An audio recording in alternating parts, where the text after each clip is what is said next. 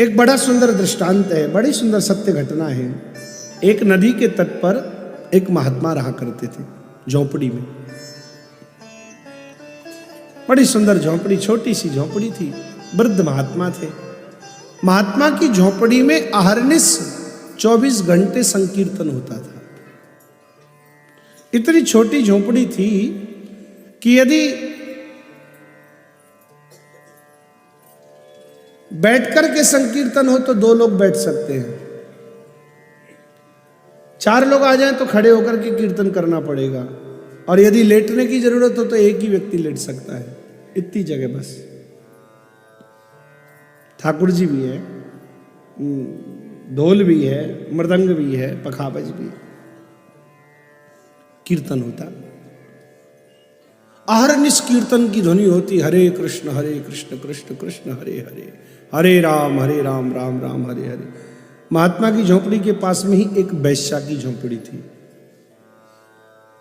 अब वैश्या की झोंपड़ी में तो शरीर सुख भोगने की इच्छा रखने वाले पुरुष आते, धन देते, अपनी वासना की पूर्ति करते, चले जाते। और संसार में जो कामी होते हैं ना, उनको भगवान का नाम अच्छा नहीं लगता।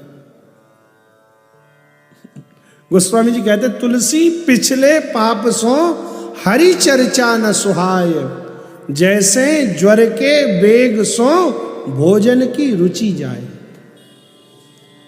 बुखार जिसके शरीर में अंदर है ना, उसको आप कितना भी बढ़िया भोजन परोस करके तो कड़वा है, हटाओ इसको, बहुत कड़वा है। अब भोजन कड़वा नहीं है, कड़वाहट उसके अंदर है इस समय, क्योंकि उसके अंदर बुखार है, ज्वर है। ऐसे ही जिसने जीवन में बहुत पाप किए हैं, जिसने जीवन में बहुत अपराध किए हैं, उसे भगवान का नाम और भगवान की कथा अच्छी नहीं लगती प्यारे। वैश्या को कहां भगवान का नाम अच्छा लगे।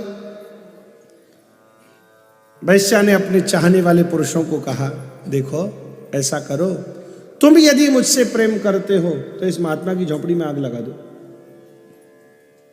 कामी व्यक्ति क्या नहीं करता।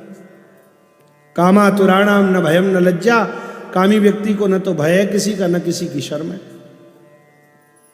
उन्होंने लिया और महात्मा की झोंपड़ी में आग लगा दी।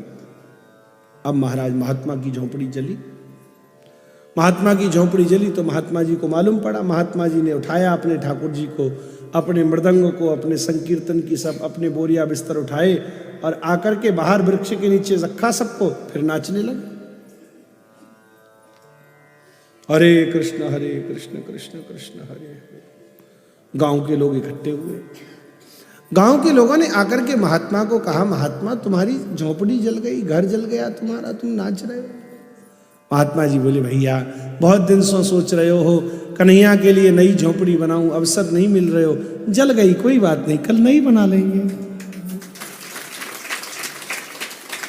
अब महात्मा तो झेल गए, महात्मा थे, प्रशांत जीवन था, लेकिन महात्मा के मित्र परमात्मा को सहन नहीं हुआ। अच्छा, इतनी ताकत तेरी। और भगवान को कितनी देर लगे।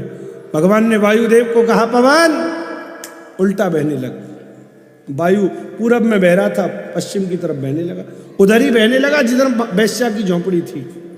और आग की बड़ी बड़ी लपटें जब हवा के साथ में चली, तेज हवा के साथ में, तो एक लपट ने जाकर के वैश्या की झोंपड़ी को भी पकड़ लिया। अब वैश्या की झोंपड़ी भी जलने लगी।